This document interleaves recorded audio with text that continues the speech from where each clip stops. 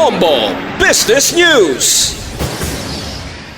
Nagpaandam si Senator Kiko nga ibasura ang 2027 budgets ng Department of Agriculture kag Philippine Statistics Authority o kun PSA kung hindi nila matadlong ang ila data kag kung hindi mauntat ang oversupply sang imported nga mga bombay. Sano kay Senator Pangilinan wala nagasanto ang data sang DA kag PSA kadungan sang nagligad nga hearing. Kung PSA ang pahambalon, may oversupply sang bombay sa merkado. Samtang suno naman sa Department of Agriculture, may kakulangan sa supply. Sano kay Senator Pangilinan kung mag-abot na ang debate sa budget sa Agosto kag sa Setyembre, hindi sinipag-aprobahan ang alokasyon kung hindi nila mapresentar ang sistema kung sa diin ma-reconcile nila ang ilang numero sa supply. Pahayag pa ni Senator Pangilinan nga amo ang chairman ng Senate Committee on Agriculture, Food and Agrarian Reform. Magapatawag siya sang inquiry sa posible nga oversupply sang imported red onions.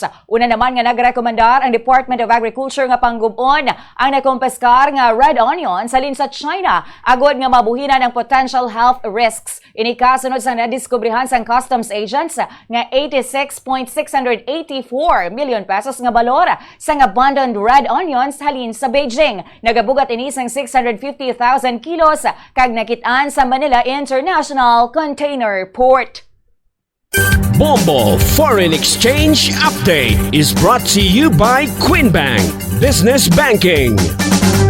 Ining exchange rate ka bombo ginbasa sa closing transactions ng Bankers Association of the Philippines sa BAP kag sa Bangko Sentral ng Pilipinas sa BSP kahapon sang hapon. Wala sang transaksyon sa mga adlaw bangod holiday, wala man sang transaksyon sa bilog nga weekend, maga-resume na alas 9 saga sa Lunes. 61 pesos and 35 centavos baylos ang isa ka US dollar, 7 pesos and 85 centavos ang Hong Kong dollar, 47 pesos and 78 centavos ang Singapore dollar, 16 pesos and 38 centavos ang Saudi Real, 70 pesos and 94 centavos baylos ang euro.